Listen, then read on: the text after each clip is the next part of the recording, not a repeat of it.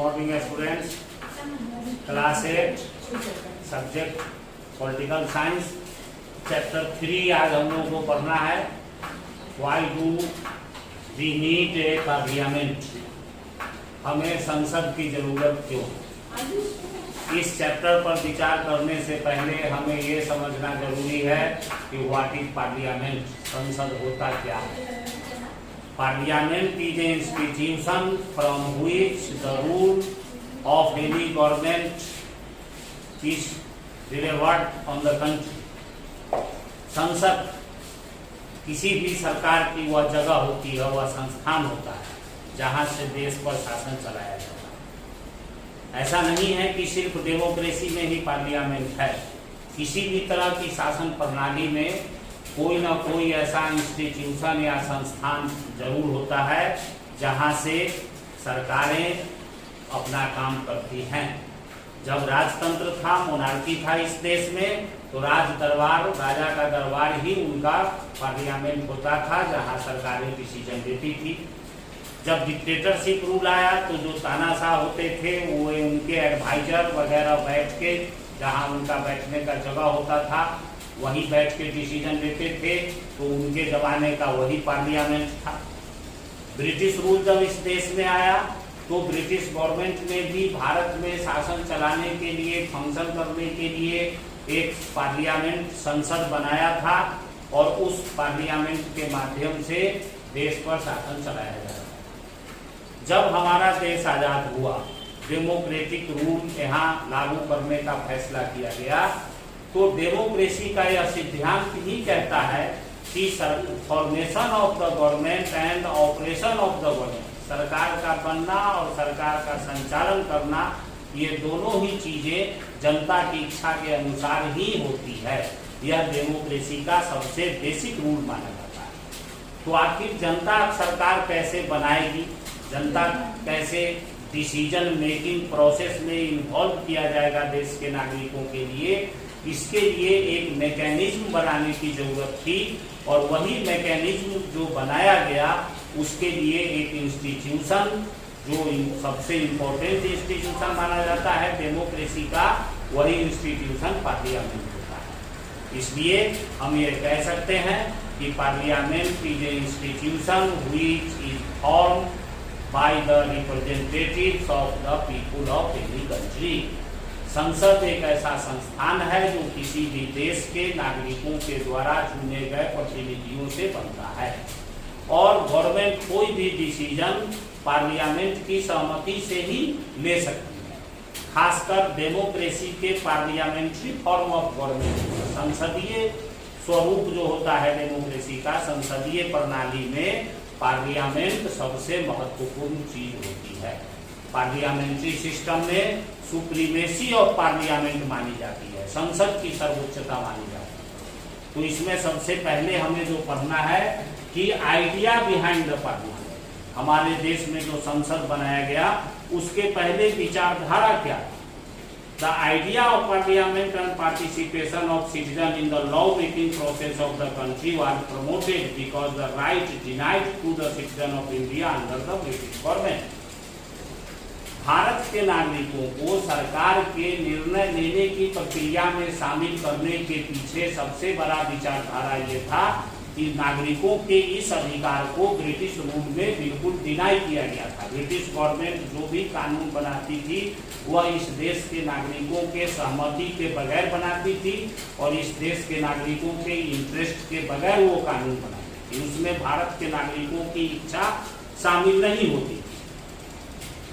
इसलिए Indian national Congress, जिसने भारत के फ्रीडम मूवमेंट का नेतृत्व किया, उसके मन में ये विचारधारा थी कि जब हमारे देश का संविधान बनेगा तो हम डेमोक्रेटिक रूल को लागू करेंगे और देश के बारे में कोई भी डिसीजन मेकिंग प्रोसेस में देश के नागरिकों को शामिल करेंगे। इसलिए इस बात को इंश्योर करने के लिए, देयरफॉर लिखा है नीचे के पैराग्राफ में, आप देखिए, therefore to ensure that government and the lawmakers in independent India remain sensitive to the interest of people, the constitution makers laid the foundation of democratic society based on the principle of universal adult franchise।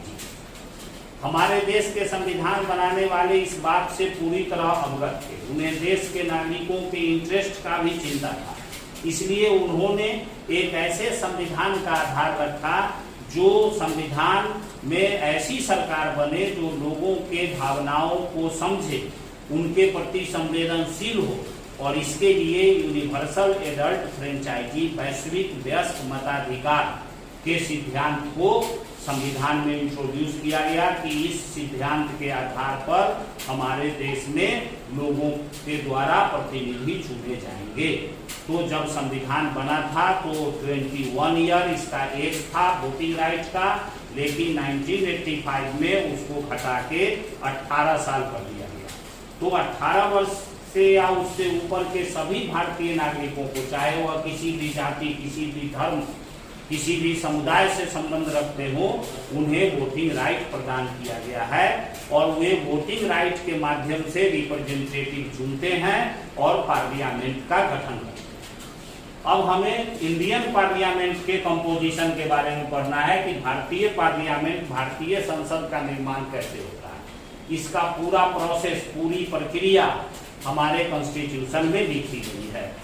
Indian parliament को दो भाग में बांटा गया है। इसके दो house हैं, एक लोकसभा, दूसरा राज्यसभा। लोकसभा को लोअर हाउस कहा जाता है और राज्यसभा को अपर हाउस कहा जाता है। दोनों के लिए सदस्य की संख्या निर्धारित की गई है।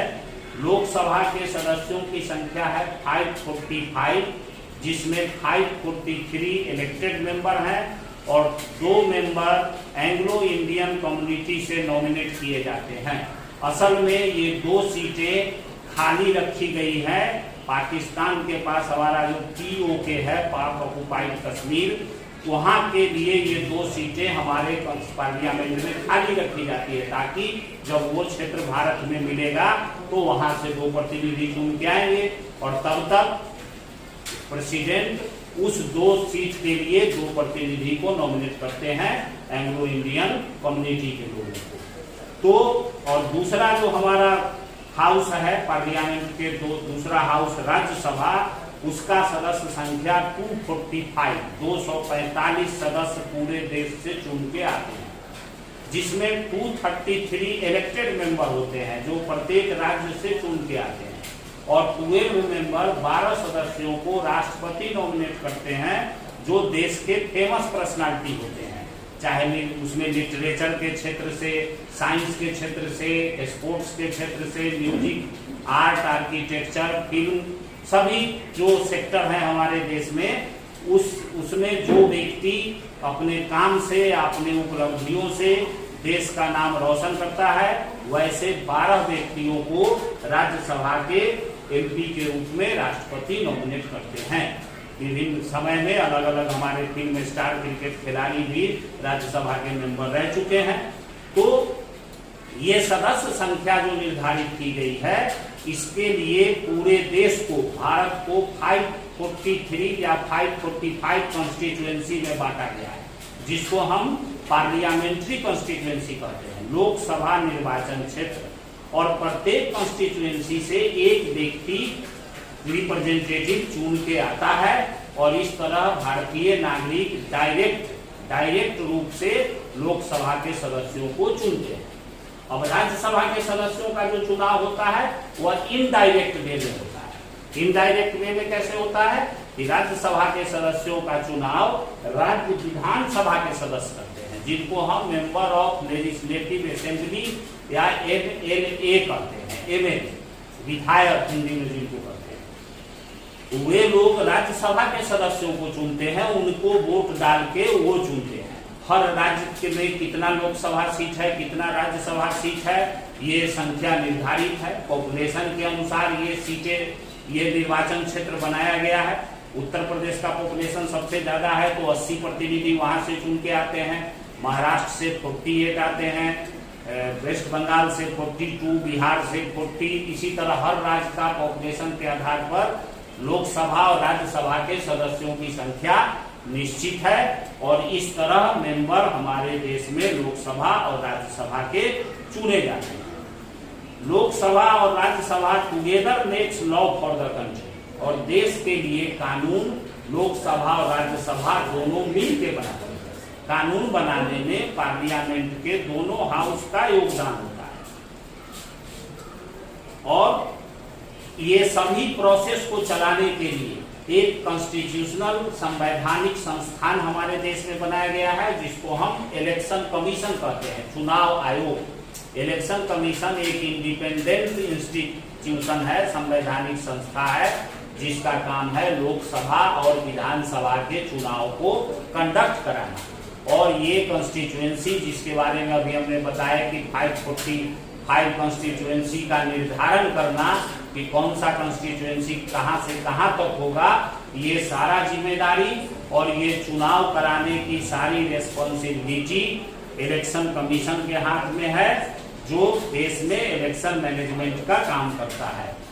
सभी पॉलिटिकल पार्टी के जो लोकप्रिय नेता होते हैं, पॉपुलर लीडर होते हैं, वो किसी न किसी पार्टिकुलर कंस्टिट्यूएंसी से चुनाव लड़ते हैं और वो चुनाव जीत के जाते हैं। जैसे हम लोग जिस क्षेत्र में हैं, यह हाजीपुर सुरक्षित लोकसभा सीट है, जहां से एक व्यक्ति, एक प्रतिनिधि एमपी अभी पिछले चुनाव में पशुपति कुमार पारस यहाँ से चुन के गए हैं लोकसभा मेंबर के रूप में।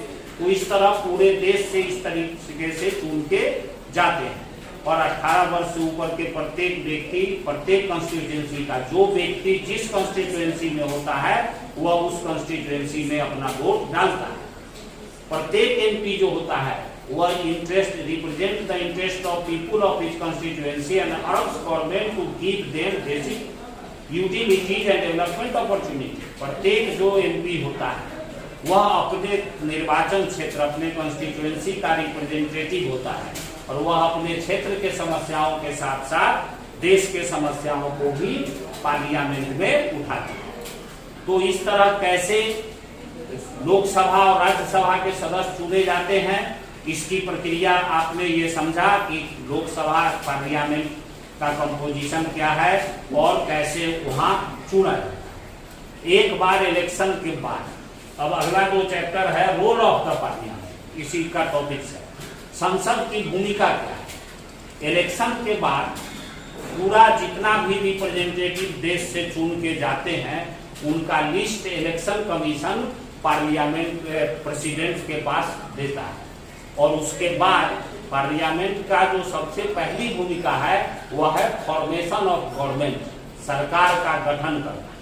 हमारे देश में 543 का आधा से एक ज्यादा 272 है, यानी जिस पॉलिटिकल पार्टी के पास मिनिमम 272 सदस्य जीत के चुनाव में आते हैं, एमपी उनके होते हैं, उस पॉलिटिकल पार्टी को केंद्र में सरकार बनाने की अपॉर्चुनिटी मिलती है, उसी को मेजॉरिटी कहा जाता है।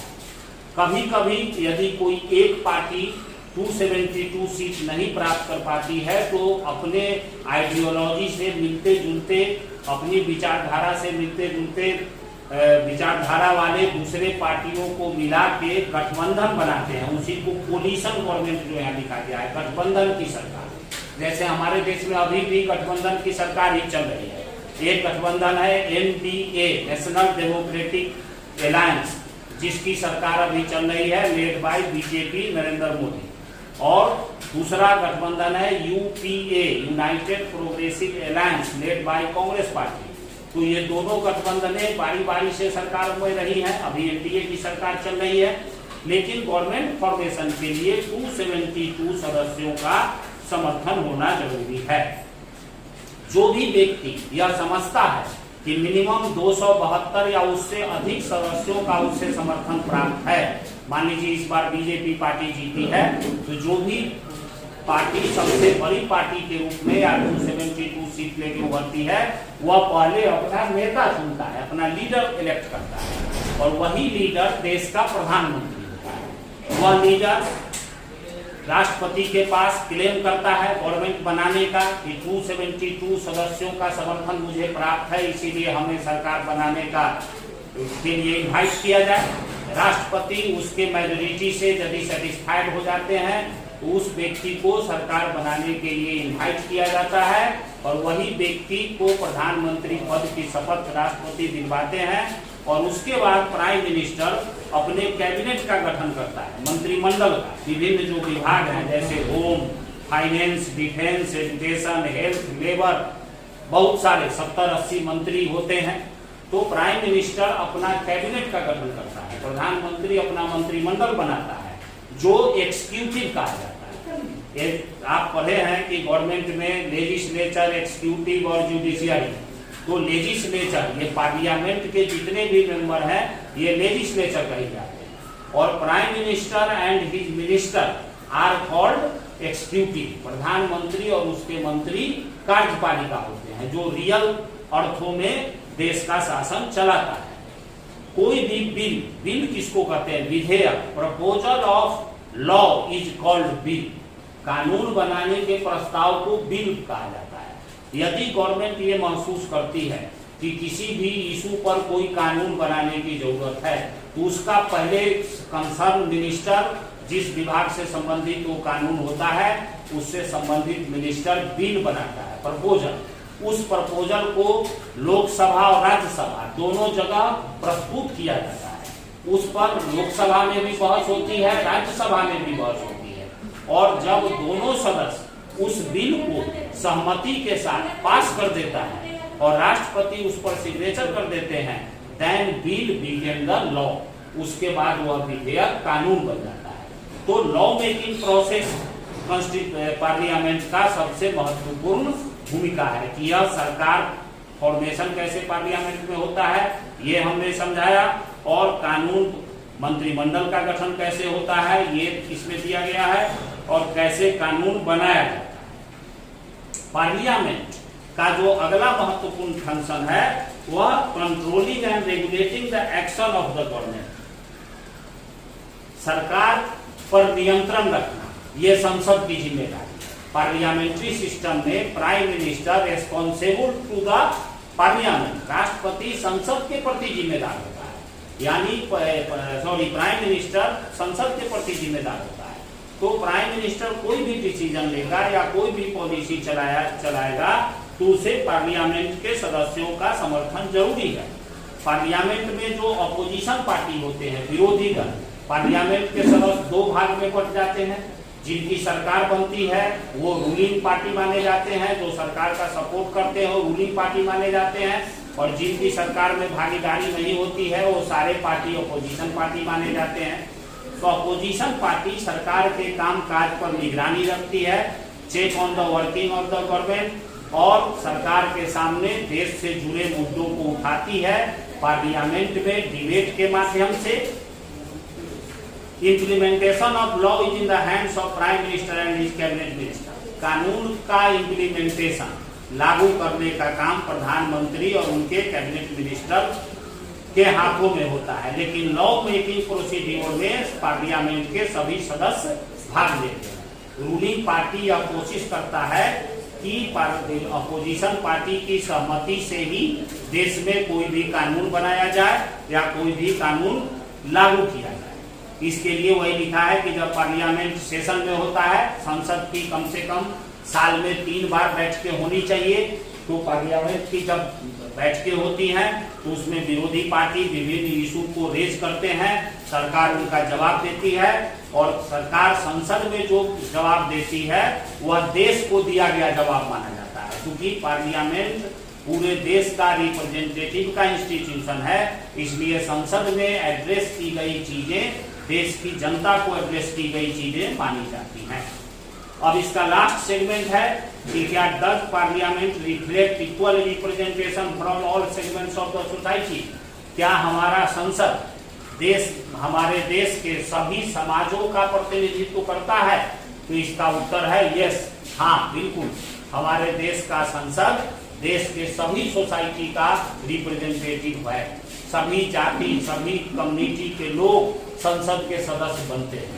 इसके लिए आप इस पूरे टॉपिक्स को पढ़ेंगे तो इसमें यही बताया गया है कि शेड्यूल कास्ट और शेड्यूल ट्राइब, अनुसूचित जाति और अनुसूचित जनजाति, ये हमारे देश की सबसे पिछड़ी हुई कम्युनिटी थी, और इनका रिप्रेजेंटेशन सुनिश्चित पार्लियामेंट में हो, इनका भी प्रतिनिधि चुन के जाए। इसीलिए देश के संसद में 87 सीटें शेड्यूल कास्ट के लिए और 44 सीटें शेड्यूल ट्राइब के लिए रिजर्व किए गए हैं पूरे देश में, कि इन सीटों पर सिर्फ शेड्यूल कास्ट के अनुसूचित जाति के लोग ही चुनाव लड़ सकते हैं। जैसे हम लोग हाजीपुर क्षेत्र में रहते हैं तो Hajipur schedule caste reserve constituency है, यहाँ से जो भी व्यक्ति रिप्रेजेंटेटिव होना चाहेगा उसे शेड्यूल कास्ट का होना जरूरी होता है।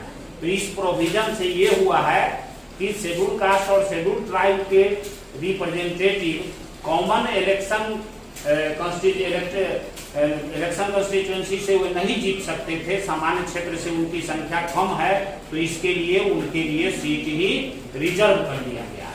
तो समाज का जो एक पिछड़ा वर्ग था शेड्यूल कास्ट और शेड्यूल ट्राइब, उसका रिप्रेजेंटेशन पार्लियामेंट में हो, इसके लिए ये मैकेनिज्म बनाया गया।